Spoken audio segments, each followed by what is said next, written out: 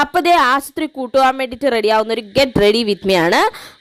ഇസ്തിരി കുറേ നേരമായി ഓണാക്കി വെച്ചിട്ട് പിന്നെയാണ് കണ്ടത്. കത്തിപ്പോകാത്ത ഭാഗ്യം, എന്തോ ഒരു ഭാഗ്യമുള്ളതുകൊണ്ടാണ്.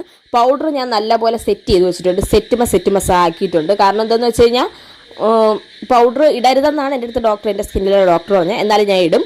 ഈ മഴയായി തുടങ്ങിയപ്പോൾ ഈ പണ്ടാരം ചീവീടിൻ്റെയൊക്കെ സൗണ്ടാണ് കേട്ടോ. നിങ്ങൾ എന്നോട് ക്ഷമിക്കുക. നിങ്ങളെ വീട്ടിലുണ്ടോ എന്ന് കൂടിക്കൂടി വരണം. പണ്ടാരം എന്ന് പറഞ്ഞുകൊണ്ടായിരിക്കും കൂടിക്കൂടി വരുന്നത് കേട്ടോ. അപ്പം ഞങ്ങൾ കായൽക്കര ആയതുകൊണ്ട് തന്നെ നല്ല സൗണ്ടാണ്. പിന്നെ മുടിയൊക്കെ as usual normal hair style, ponytail, പിന്നെ മേക്കപ്പും എല്ലാം നോർമൽ തികച്ചും നോർമൽ മാത്രം. അത് കഴിഞ്ഞ് ഞാൻ ഒരു ഫ്രീക്കത്തിയല്ല, ഒരു കുറച്ച് ഇത്തിരി ഇതാവട്ടെ എന്ന് വെച്ചിട്ട് ഞാൻ ഒരു പണ്ടാര ബാഗ് എടുത്തിട്ടുണ്ട്. ബാഗ് എന്തിനാണെന്ന് വെച്ചാൽ അതിൻ്റെ അകത്തൊന്നുമില്ല. ഞാൻ ഇത്തിരി മസ്കാരയാണ് അത് ഫുള്ള് സ്പ്രെഡായത്.